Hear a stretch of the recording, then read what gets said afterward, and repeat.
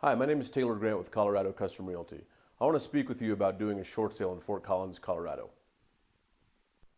The first question that you need to answer is a short sale right for you or not?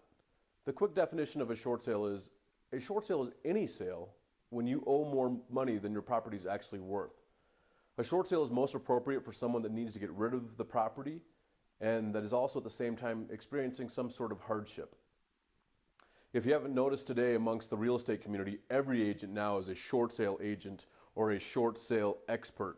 The truth is, the very few agents that know how to do this can actually complete the transactions properly and get the best results for you. Now I'm going to give you a few hints on what you can do and what questions you should ask of any agent that says they're going to be a short sale expert before you hire them. This is very, very valuable information and very important that you do this. There are 7 items that I want to go over with you. Now, the short sale process is night and day different from a regular transaction. And the short sale agent that you are working with should have the knowledge and ability to bail you out of debt so you can walk away from the property without any liability or any debt. Now, does this happen 100% of the time? No, I'd be lying if I said it did, but it can happen the majority of the time. And if you're working with the right person, they can help you do that. The foreclosure time in Colorado is the first thing that people need to know. If your agent doesn't understand this, they're not going to do a good job for you. You should plan, and the agent should plan around the foreclosure process and have exit strategies in the short sale process if something does go wrong. From the time the homeowner, you are served with the foreclosure papers, the sale date is about 125 days depending on how many liens you actually have on your home. Your agent needs to be familiar with the types of liens. This is the second thing. That are actually on your property and how to extinguish these liens properly to negotiate a settlement on your behalf. Did you know that if your property goes into foreclosure, the lien holders can come after you for up to 6 years on the deficiency? It's a long time, and if it's not done properly, you could owe some money.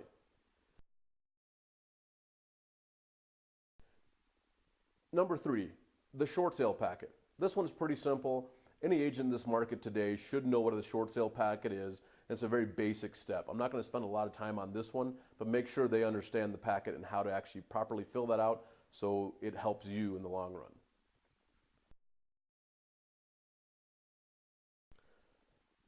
The fourth thing is the short sale process.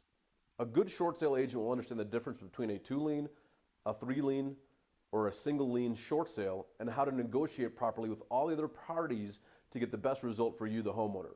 Most agents don't know the 3 stages that banks take when assessing a short sale from the bank's perspective. A good short sale agent will be able to discuss these steps and how the banks take these steps and how this will affect you and your short sale. Unless your agent is equipped with a full fundamental understanding of a short sale from the bank's perspective, this will hinder your progress. This is what is the most essential to get you released from your liability and your short sale closed in the least amount of time.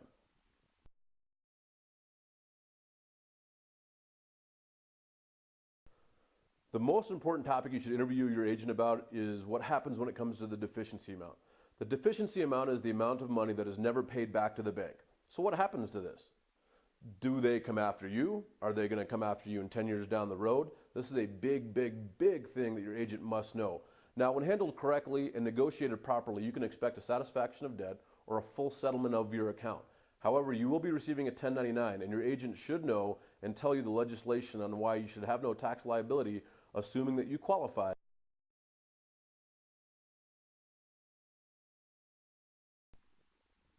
Bankruptcy. This is number 6. And a lot of homeowners run to bankruptcy to save them from the foreclosure. There's so much more to this that I can actually cover in a 2-minute, short video here. But in a nutshell, bankruptcy is not the answer to avoiding foreclosure. Even if you file bankruptcy, foreclosure will eventually end up on your credit and damage it substantially. You will need to do a short sale in the future after the bankruptcy if you're attempting to avoid foreclosure. And speaking of credit, number 7, what happens to your credit on a short sale? Your agent should be able to answer this pretty precisely. There's a window of points that needs to be discussed, but you need to know what happens to your credit after the short sale and how it's reported. It's very simple on how it's reported. It's the lesser of 2 evils. The short sale appears as a settled account and the foreclosure shows up a foreclosure on your record, which will damage your credit substantially. The alternatives to foreclosure. You need to make sure that the short sale is right for you.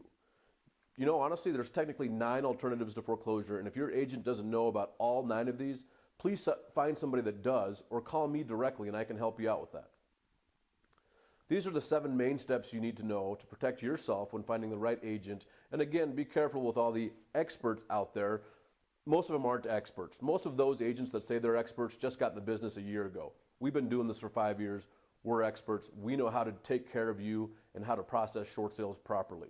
Now, be sure that you have a truly knowledgeable professional that's in your corner and that understands the bank's back-end process, which will result in a successful transaction for you.